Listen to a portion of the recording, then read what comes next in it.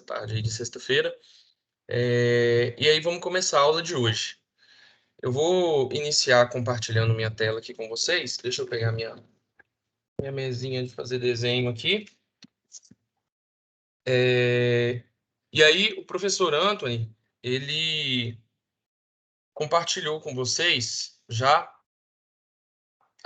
o material, né, o roteiro da aula de hoje, em que a gente vai falar sobre o circuito VCO. Espera aí, gente. Tá? Então, nós vamos falar aí sobre o circuito VCO. Deixa eu mudar a cor aqui, tá? Então, basicamente, ao final dessa aula, ao final dos estudos de vocês, vocês têm que entender aplicações para o circuito VCO, princípio de funcionamento, quais são os principais tipos de circuito VCO que a gente tem e os parâmetros e especificações desse tipo de circuito. Aí eu pergunto, pessoal, dos estudos de vocês aí, o que vocês entenderam, como que vocês falariam, o que significa, né, VCO?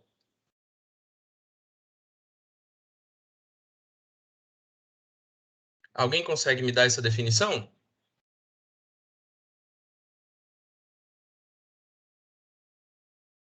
Espera aí, gente, só um instante, deixa eu ligar a luz ali que a janela fechou.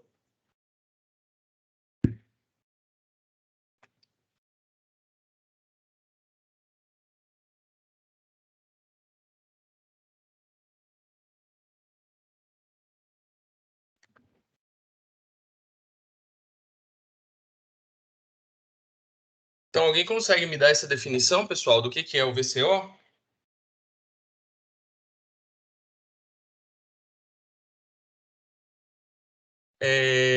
Ele vem da sigla em inglês aí, que a gente pode escrever, Voltage Controlled. Tem dois L ali, né? Pera aí. Então, Controlled Oscillator, né? Se a gente for traduzir livremente, isso aqui vai significar oscilador controlado por tensão. Então, basicamente, é um circuito que vai oscilar de alguma forma, que vai gerar um circuito, que vai gerar um sinal oscilante, vai gerar um sinal variante de frequência, né? E ele vai ser controlado pela tensão. Com base nisso que vocês vêm estudando lá na teoria com o professor Anthony, ou aqui no laboratório também, alguém consegue citar para mim qual é uma aplicação da gente ter o VCO dentro da parte de telecomunicações?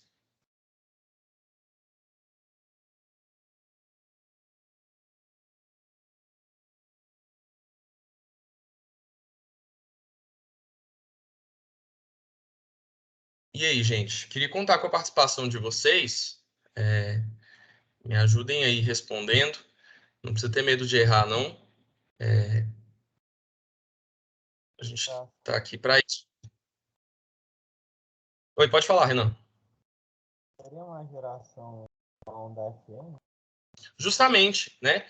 Então, ó, qual é o conceito que a gente viu, pessoal, para onda, para modulação FM, né? Eu vou ter um sinal de mensagem, que ele vai variar, né? A informação, ela está associada à tensão. E aí, a modulação FM ela vai fazer o quê? Vai fazer com que as variações de tensão provoquem variações numa portadora. Essa variação, né? Então, a variação de tensão, ΔV, vai provocar uma variação na frequência da portadora, ΔF. Então, é justamente, pessoal, o que o circuito VCO faz. A partir de uma tensão, ele varia a frequência do sinal na saída, tá? A gente vai ver o princípio de funcionamento desse circuito VCO na prática e para moduladores FM é utilizado principalmente um dispositivo específico. Alguém sabe me falar qual é esse dispositivo? Dos estudos aí de vocês, tudo mais?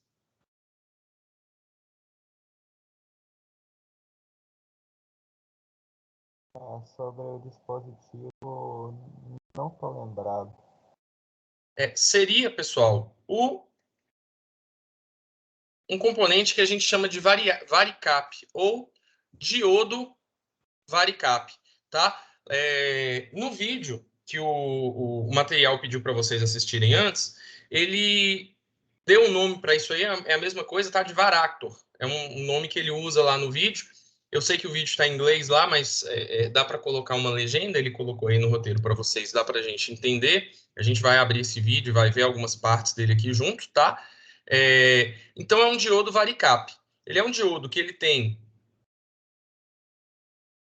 esse desenho aqui, tá? E aí, pessoal, esse diodo, ele funciona como qual componente? Ele é equivalente aí a qual componente? Vocês conseguiram identificar isso no vídeo?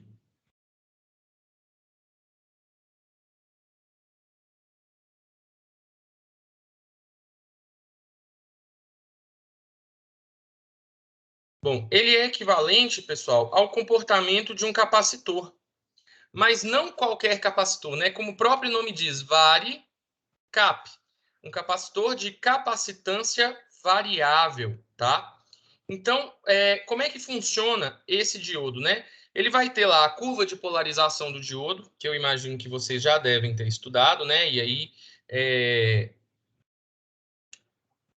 ele vai ter uma certa diferença aqui, que dependendo da polarização e dependendo da tensão que estiver aplicada nesse diodo, ele vai apresentar características, funcionamento de um capacitor, só que com a capacitância dependendo da tensão, tá? Então, conforme a variação da tensão nesse componente, nesse diodo varicap, nós vamos ter uma variação da capacitância dele, tá? Então, a gente vai interpretar esse diodo como um capacitor de capacitância variável.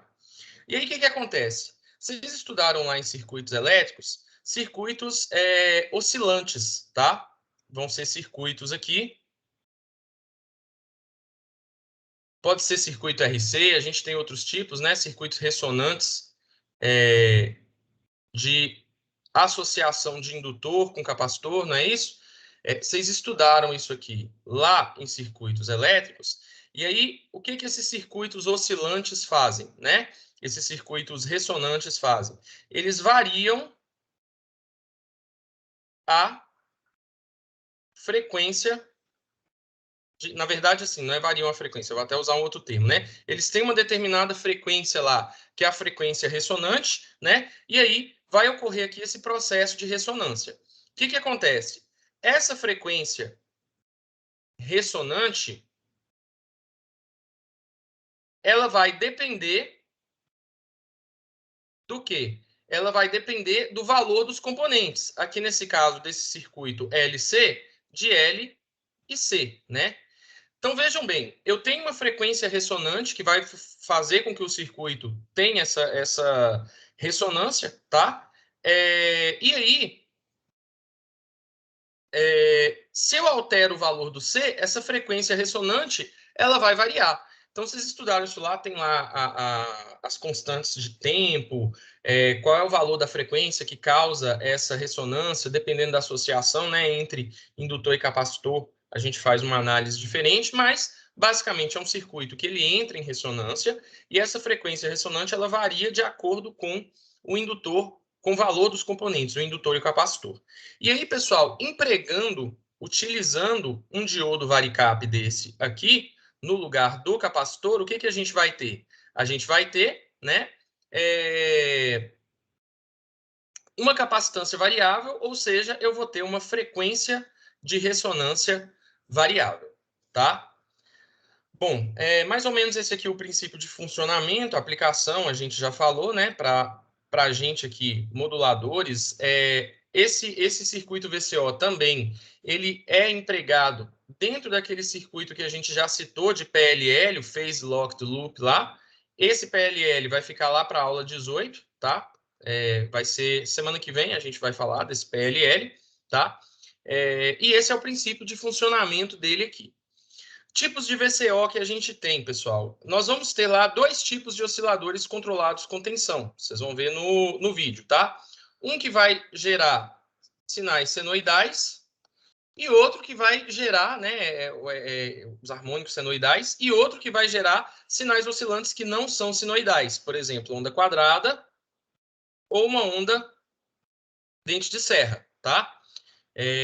A gente vai ver, né, os parâmetros de construção, quando que a gente usa esse, quando que a gente usa esse. Inclusive, na simulação lá, que foi passada para vocês desenvolverem, um é para gerar os senoidais, o outro é para gerar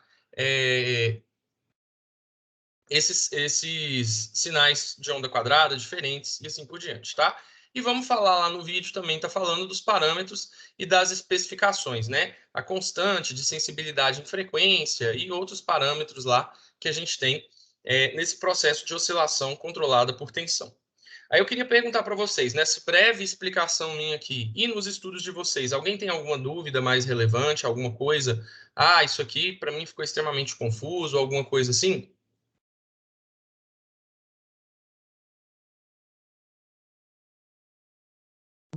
Gostaria de entender mais o vídeo. Do vídeo, né? Nós vamos repassar o vídeo agora juntos e aí eu vou explicar para vocês o que ele fala lá em cada parte do vídeo. Eu vou pausando e vou explicando para vocês lá o que vai acontecer. Tá, gente, deixa eu voltar aqui, tá? Bom, então, lembrando aí que vocês têm o questionário da aula anterior para poder responder, tá? Hoje a gente já vai enviar o questionário dessa aula, da aula de hoje, tá? E aí vamos lá para o livro, tá? Para o vídeo, perdão. Aí, no final da leitura, pessoal, a gente tem que entender os componentes, que a gente pode usar osciladores harmônicos ou osciladores de relaxamento, são os dois tipos lá que a gente tem, que eu falei com vocês, tá? Os harmônicos da onda senoidal, os de relaxamento das ondas oscilantes com outros formatos. Só que aí o que acontece? Se eu pegar essas ondas e filtrar elas, como você já viu, né? Se eu pegar essa onda aqui, por exemplo, que a gente viu que lá na frequência, vocês viram, né? Que lá na frequência a gente tem várias componentes de frequência e filtrar para pegar uma só, então passar isso aqui por um filtro, nós podemos obter uma onda senoidal. Então a gente consegue modular FM aqui também.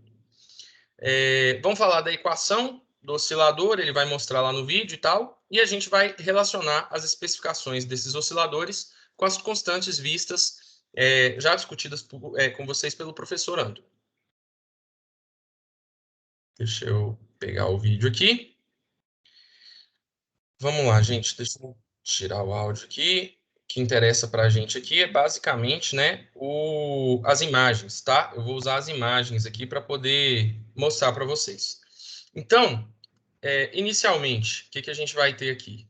Nós temos, né, essa definição aqui do que é um oscilador controlado por tensão, nosso VCO, tá? Ele vai ser um circuito lá que, a partir de uma tensão de controle, ele gera um sinal oscilante na saída, tá?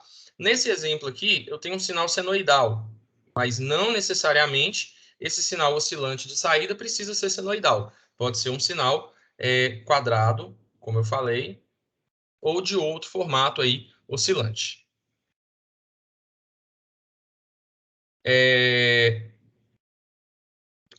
Beleza, gente. Aí ele fala aqui, deixa eu desativar a legenda só para mostrar, né? Que os componentes que compõem esse oscilador são resistores, capacitores, indutores. Podem ser resistores, capacitores, indutores, mas eles também, hoje, né, é mais utilizado na prática um negócio que chama cristal, que pode ser de cerâmica também, oscilador, que ele vai funcionar dessa forma, dependendo da tensão que a gente coloca nele. Deixa eu tentar crescer isso aqui um pouquinho. Dependendo da tensão que a gente coloca nele, ele vai oscilar de uma forma ou de outra na saída, tá?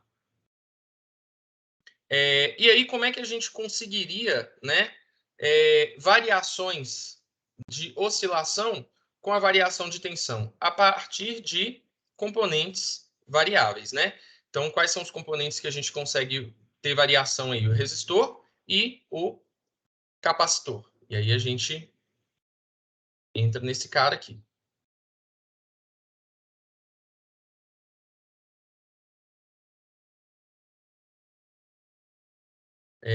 Aí ele fala aqui, tá, que eu posso usar microcontroladores ou outros sistemas de controle para poder gerar esse sinal de controle aqui. Aqui eu tenho um conversor digital para analógico, né? O microcontrolador é um dispositivo de eletrônica digital, ele trabalha com eletrônica digital, mas a gente não está falando de digital ainda, então não vamos entrar em detalhes aqui dessa questão. Mais para frente a gente vai entrar em modulações digitais e essa parte aí digital, tá? Bom, então ele faz alguns comentários aqui e ele fala do conteúdo do vídeo, tá? Em que ele vai falar aqui as aplicações do oscilador controlado por tensão, né? Que podem ser, né? O PLL, Phased Locked Loop, que a gente já citou, esse circuito aqui. Eu falei com vocês na semana passada que ele pode ser usado em questão de sincronismo, tá? De portadora local com a portadora usada na transmissão, por exemplo, para demodulação AM/DSB-SC, demodulação AM/SSB e assim por diante, tá? Então, se ele pode ser usado no PLL, que pode ser usado em circuitos de modulação e demodulação, ele também tem aplicação para circuitos de modulação e demodulação.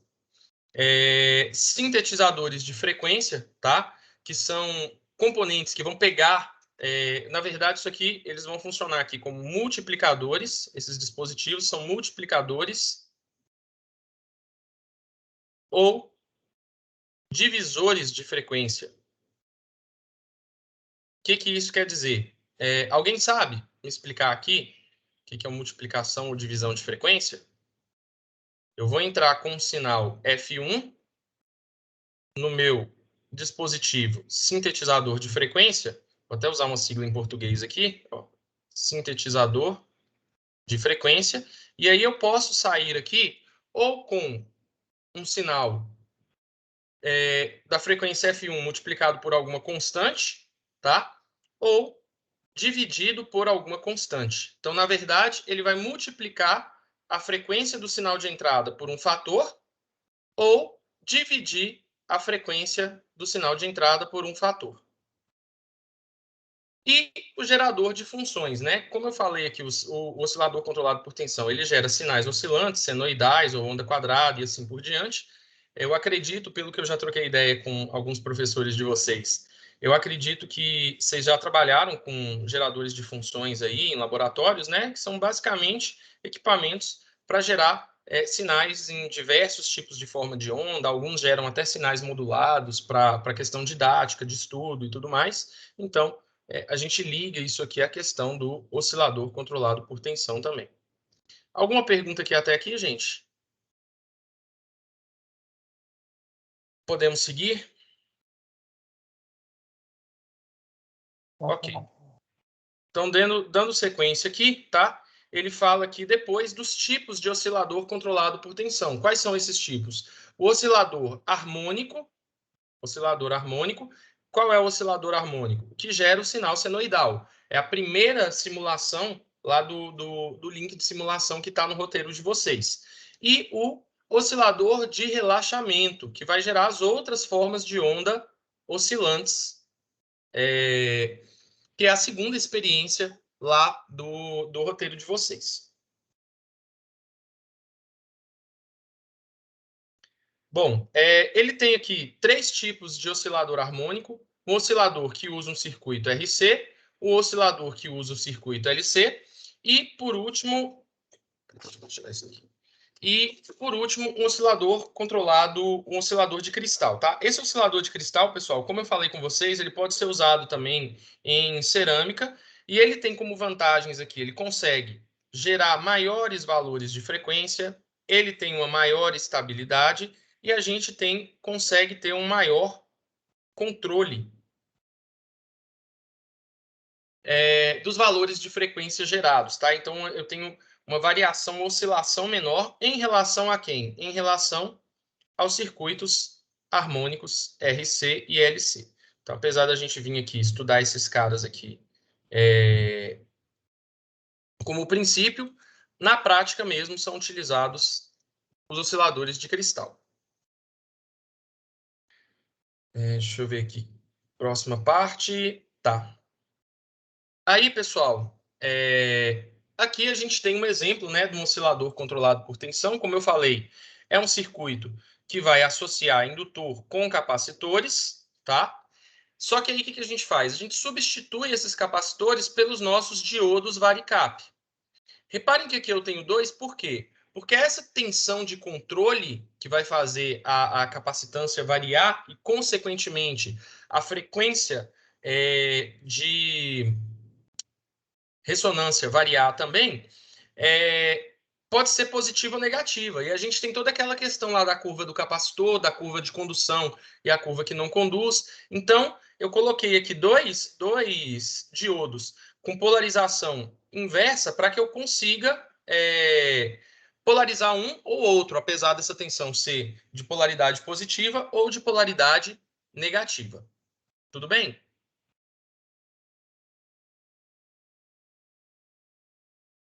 Tudo Ok. bem. Ok, gente. Vamos lá. Bom, então aqui ele mostra, por exemplo, uma curva do diodo varicap, tá? Como eu falei, ele chama de varactor aqui, tá? Mas é mais comum a gente ver, principalmente aqui para a gente no Brasil, diodo varicap mesmo, tá? Então veja bem, aqui, considerando a polarização reversa do diodo, eu tenho um funcionamento como um capacitor, e aí, quanto maior essa tensão dentro aqui da área de reverso, menor vai ser essa capacitância, tá? E aí nós vamos ver que a gente vai ter uma frequência proporcional a isso, tá? Então, conforme a gente varia a capacitância, a gente vai variar a constante de tempo lá daqueles circuitos, igual vocês viram lá algumas constantes de tempo, né? Um sobre raiz de RC e por aí, né? Para circuitos RC.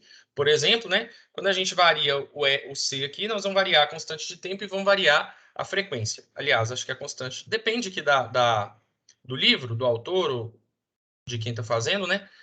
Considera a constante de tempo lá RC, mas é só uma questão de inversão. Tem uma fórmula que ele considera aqui no vídeo mesmo. Aqui, ó. Aquela fórmula ali, na verdade, é para a frequência dos osciladores. Então, galera, para o oscilador RC, né, nós conseguimos ver que a frequência ela é proporcional, esse símbolo de proporcionalidade, a 1 sobre raiz de RC, e a frequência também é proporcional a 1 sobre raiz de LC. Vocês vão ver na simulação lá que a gente vai fazer alterações no capacitor e no resistor que vão estar no circuito. E aí, o que acontece? Considerando um circuito RC, que implementa com resistor e capacitor, né, o indutor a gente foge dele porque a construção dele é um pouquinho mais complicada. Se eu aumentar a capacitância do meu capacitor ou aumentar a resistência do meu resistor, o que vai tender a acontecer com a frequência? Ela vai diminuir ou aumentar?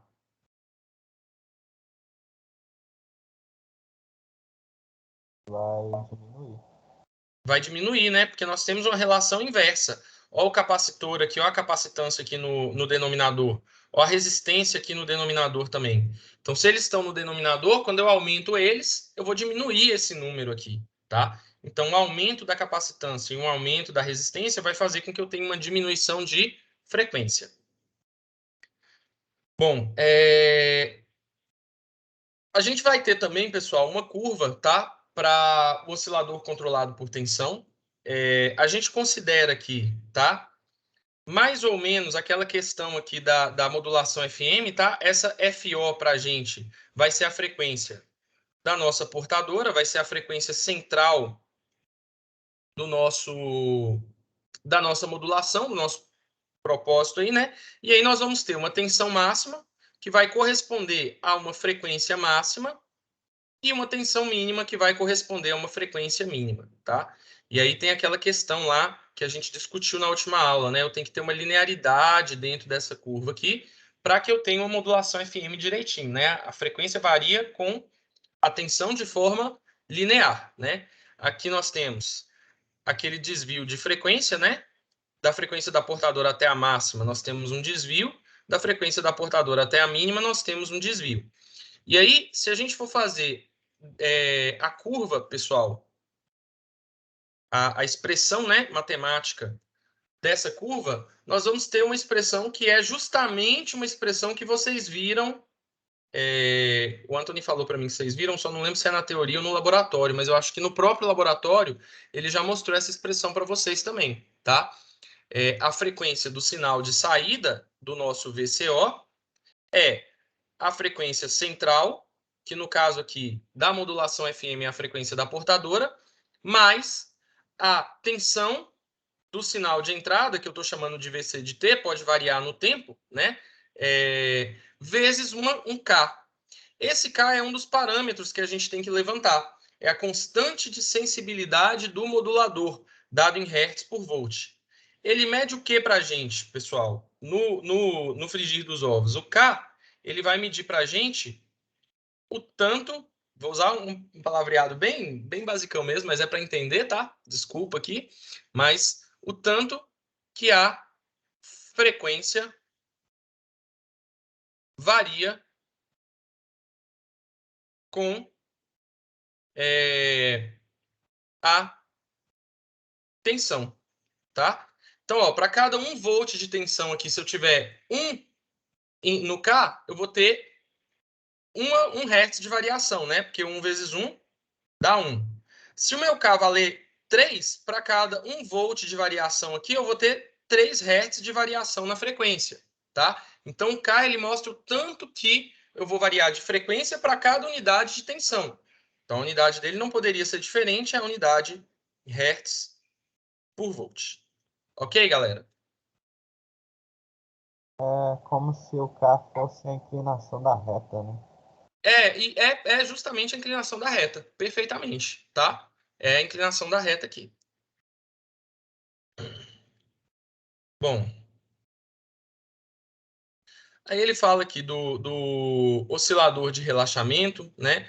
Que ele funciona, não vou entrar tanto em detalhe aqui dessa parte do oscilador de relaxamento, até porque a gente não tem tempo. Qualquer coisa, se alguém quiser bater um papo a respeito disso aqui, pode vir conversar comigo depois, mas funciona aqui com um Schmitt Trigger, né? Um controle de corrente, de referência, tá? E aí é muito utilizado, vocês já devem ter brincado aí na eletrônica com esse CI, né? LM555, que é um CI capaz de causar, capaz de ter um circuito, dependendo da configuração aqui, um circuito oscilatório na saída. Então, eu consigo esse oscilador de relaxamento, gerar sinais aí, ondas quadradas, ondas triangulares, e ele, inclusive, está lá na simulação de vocês, tá? Que mais ou menos aqui o que a gente falou também.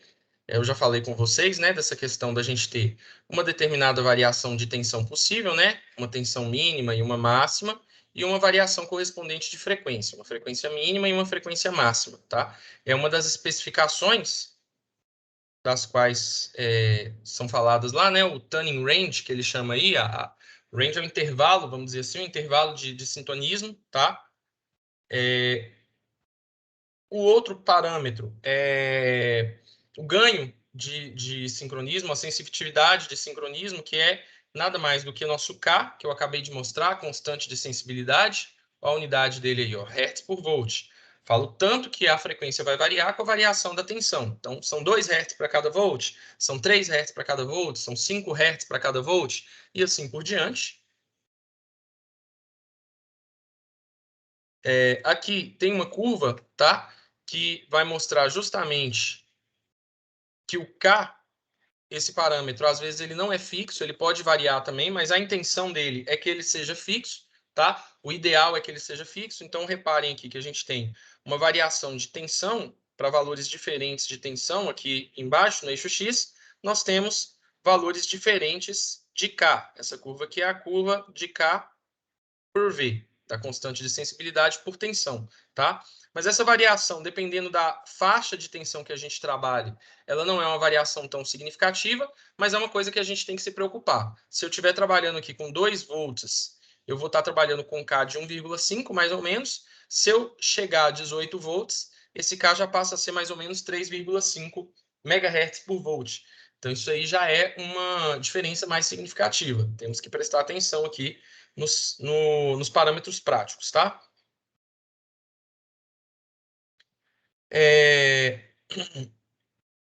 Tem uma figura aqui dessa parte? Não, aqui. Supply pushing é um outro tipo aqui, que ele fala aqui, ó, é uma mudança na frequência de saída com a mudança na tensão de entrada, tá? Então, é o que a gente quer, o que a gente fala que a gente quer, tá? Mas, na verdade, isso aqui é uma variação do comportamento do sistema. Então, isso aqui pode gerar, fazer com que a onda, que deveria ser bonitinha assim, senoidal, ela tenha variações aqui. Vai falar aí mais na frente dessa questão também de jitter, acho que é um termo que vocês já viram em algum momento também.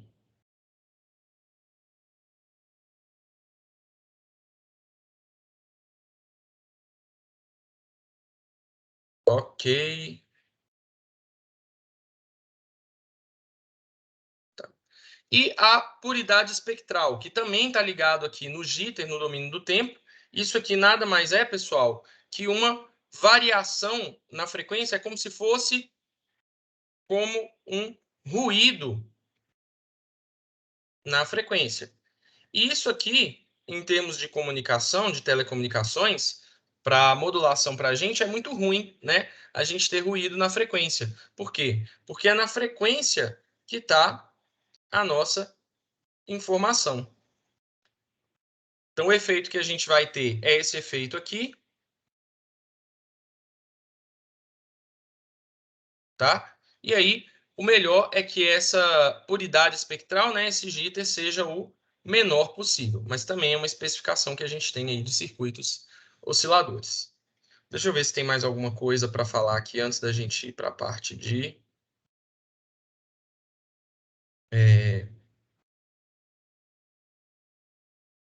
do ruído de fase ali. Tá. Só essa questão desse ruído de fase, desse jitter, né, que eu acabei de falar, aqui tem uma figura que ele explica no vídeo qual é o efeito disso aqui no espectro. Então vamos supor que eu esteja transmitindo esse sinal aqui em cima, certo? A margem de ruído que a gente está tendo aqui no espectro, isso aqui eu estou olhando o domínio da frequência, tá? Espectro. A margem de ruído que a gente tem aqui no espectro, ela está mais alta devido ao problema de ruído de fase, devido ao problema de jitter, tá? E aí o que acontece?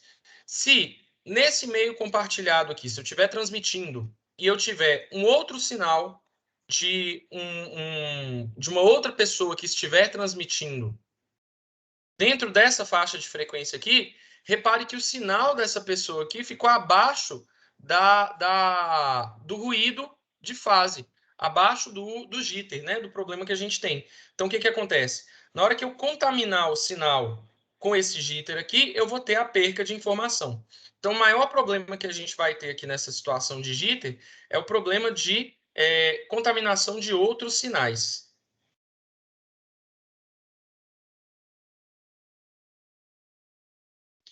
Pessoal, alguém quer fazer alguma pergunta aqui antes da gente ir para as simulações? Podemos ir. Como que resolve isso? Problema de Então, contaminação. isso, cara, são parâmetros, né? O ruído de fase é um parâmetro da construção do oscilador controlado por tensão, tá? É um parâmetro de construção dele. Como é que a gente reduz esse ruído de fase, reduz o jitter para não ter? Justamente pela escolha dos componentes, tá? A gente trabalhar com maior fator de qualidade nos componentes, a gente vai ter circuito funcionando mais bonitinho, mais sintonizadinho, com menos jitter e outros problemas. Mais alguma coisa, gente?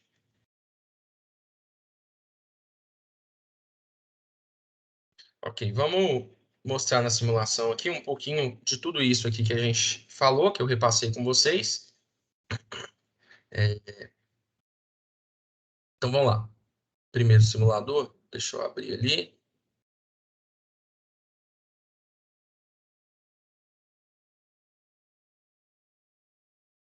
E colocar aqui para a gente fazer a análise gráfica também.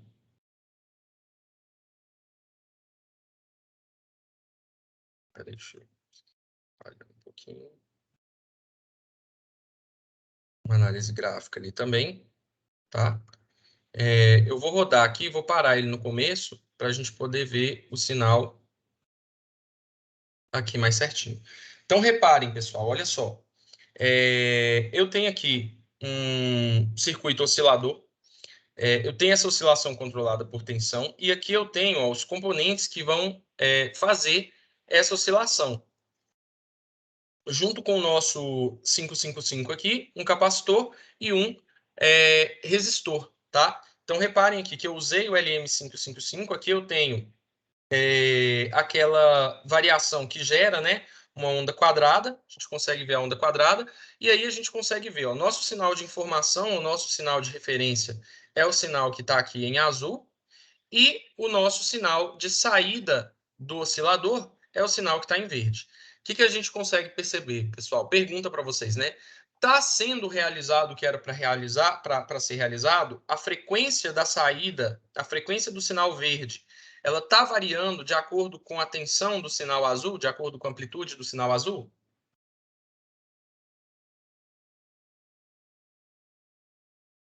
Parece que sim. Sim, né? Aqui, na verdade, não está sendo feito de forma diretamente proporcional, mas está sendo feito de forma inversamente proporcional ou quase isso. Por quê? Olha só, quando eu tenho valores mais baixos de amplitude do sinal de entrada, eu tenho uma frequência mais alta, tá vendo? Os pulsos aqui eles estão menores, menos espaçados. E quando eu tenho aqui uma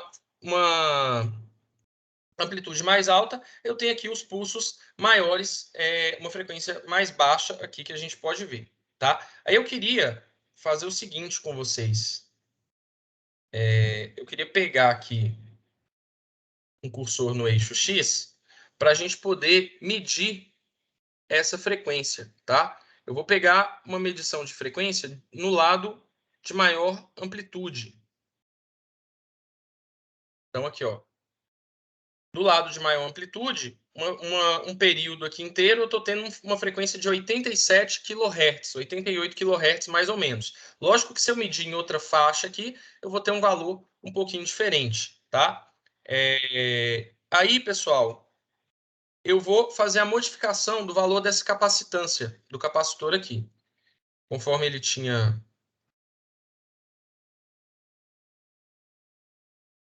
pedido lá, deixa eu tirar essa ferramenta aqui para cá.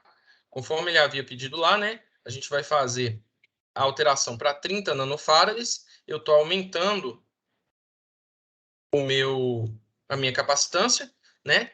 E aí a gente viu lá que pela relação que a gente tem, né? Ó, a frequência, nós vimos que ela era proporcional a 1 sobre a raiz da resistência vezes a capacitância. Então, o que eu falei lá com vocês, né? Se eu aumento a capacitância, a tendência é que a frequência faça a diminuição.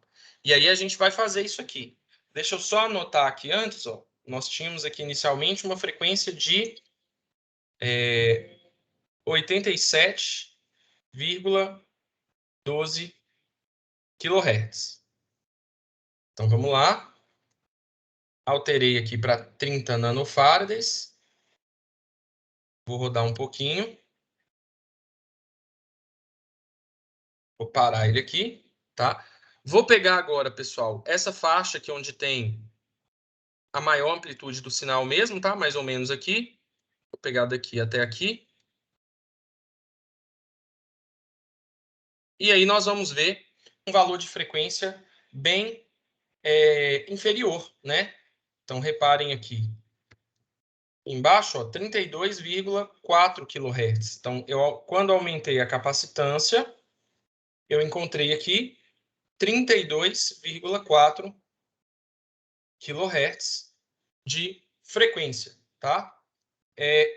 Pergunta, o que vocês acham que vai acontecer quando eu seguir agora o próximo passo, que ele pede para variar a resistência? O que vocês acham que vai acontecer se eu aumentar a resistência, galera?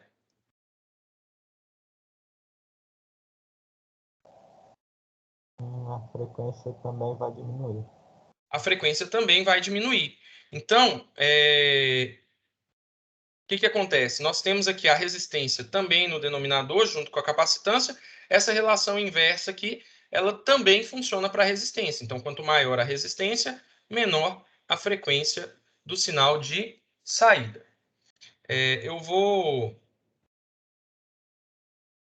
voltar com o valor do nosso capacitor aqui, tá? Mas lembrando que a gente vai comparar com o valor inicial. Então, se eu voltei aqui, eu vou comparar com o valor inicial somente. 330, eu vou passar aqui, por exemplo, para 600 ohms. E vamos rodar e verificar qual é a frequência que a gente encontra aí num ponto de referência que a gente tome. Tá. Vamos lá, colocar nosso cursor aqui também na região de maior amplitude do sinal de entrada, de maior amplitude do sinal de mensagem, e nós vamos encontrar uma frequência aqui, ó. Então, quando eu aumentei a minha resistência, eu encontrei aqui uma frequência de 69,38 kHz aproximadamente.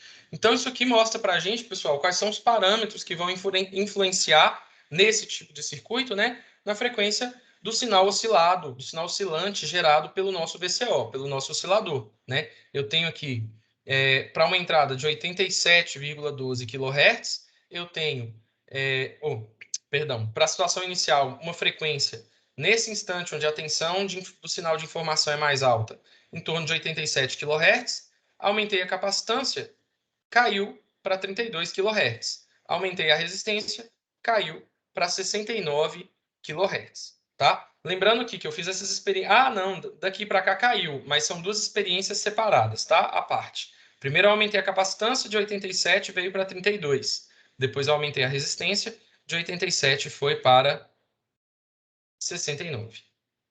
Tudo bem, gente? Tem alguma relação, tipo, aumentou o capacitor, aí vai cair mais, e aumentou a resistência, vai cair menos? Tem alguma relação? Não, porque a proporcionalidade... Reparem aqui, né? Na verdade, o capacitor eu tripliquei e aqui 600 eu mais ou menos dupliquei, né? Ele varia aí com o inverso da raiz quadrada do RC. Então, os dois aí, eles têm uma mesma influência, tá? Só que o que acontece? Você tem que ver no seu circuito qual é o dispositivo que você está usando. Normalmente, como eu falei, a gente utiliza diodo varicap, né? Que vai funcionar como capacitor. Então, qual é o parâmetro que nós vamos variar? A capacitância. Quando a gente mexer lá no nossa chavinha lá, sintonizar o nosso diodo varicap. Beleza, gente? Deixa eu ver se tem mais alguma instrução. Oi, Sobre pode falar. a frequência que muda a frequência mínima e também a frequência máxima? Cara, muda o comportamento como um todo, tá? Vai mudar toda aquela curva toda aquela reta lá para uma tensão mínima e aqui uma tensão máxima, né? A gente tem ali uma frequência máxima e uma frequência mínima. Quando eu mudar o valor dos componentes, sem alterar o valor da tensão, ou seja, mesmo aqui eu estou com o mesmo sinal de informação, eu não troquei o sinal de informação, eu vou ter valores diferentes de frequência máxima e mínima. Então, eu mudo todo esse intervalo. Mudo também a nossa frequência central, ou na modulação, né, a frequência da portadora. Mais alguma pergunta, gente? Tá, vamos ver ali rapidamente. Acho que é a próxima simulação aqui agora já, né? Então, ó, verifique que a frequência de saída não é função da frequência de entrada. Mude a frequência de informação para 10 kHz. Faltou fazer isso aqui, tá? Vou fazer isso aqui, ó. Eu vim aqui no nosso sinal de informação. 10 kHz. 10 kHz, tá? Vou voltar o valor do resistor para 330 para a gente pegar o primeiro sinal lá como referência e vou simular. Simulou, tá? Parei. Vamos pegar aqui, próximo aqui do valor maior de amplitude.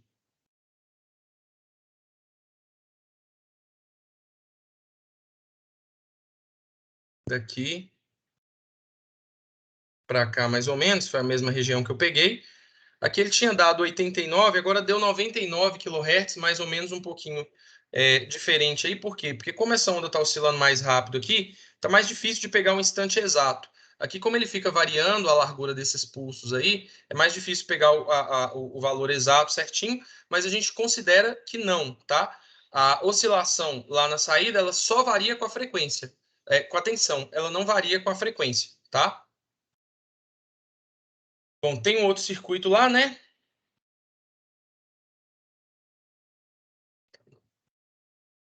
Tem um outro circuito lá para a gente abrir também.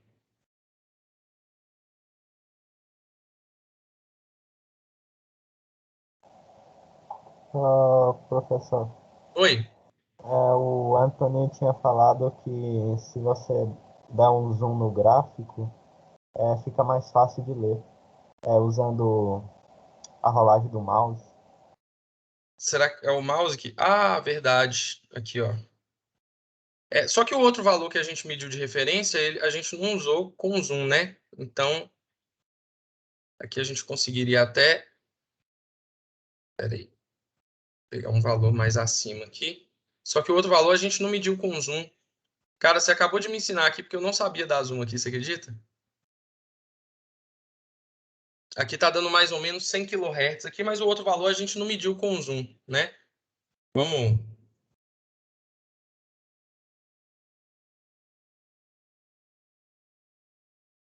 Acho que estava em 5K aqui, né?